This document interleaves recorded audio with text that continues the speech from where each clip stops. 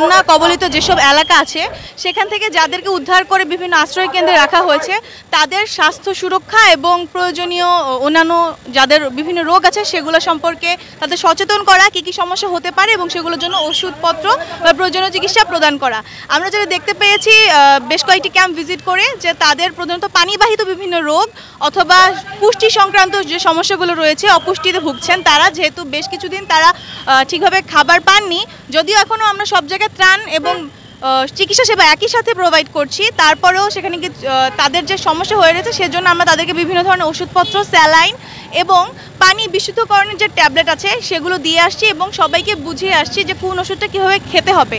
যেহেতু অনেকেই এনারা জানেন না, সেক্ষেত্রে আমাদের একটু কষ্টসাধ্য হচ্ছে ব্যাপারটা, কিন্তু আমরা আমাদের সর্বোচ্চ চেষ্টা করছি, কারণ আমাদের মূল মন্ত্রই হচ্ছে শান্তিতে এবং সমরে বাংলাদেশের মানুষকে সুস্থ রাখা। সেই মূল মন্ত্রে আমরা কাজ করে যাচ্ছি এবং কাজ করে যাব।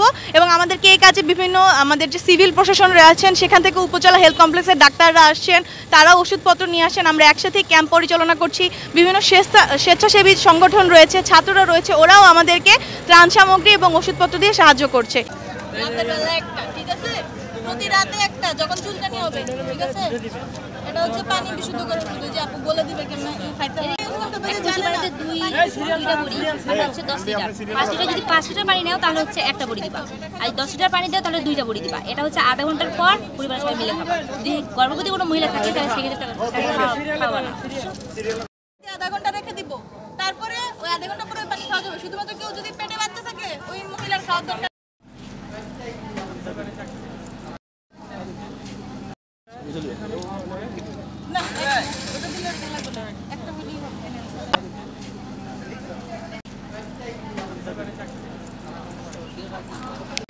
লাইন ধরিয়া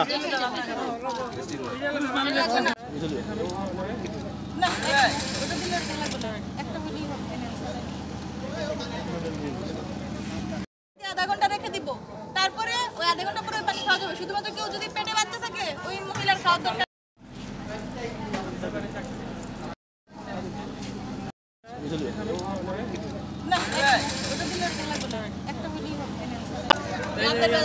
ঠিক আছে, প্রতি রাতে একটা যখন চুলকানি হবে, ঠিক আছে, এটা হচ্ছে পানি বিশুদ্ধ করে শুধু যে আপু বলে দিবে কেমন খাইতে হবে।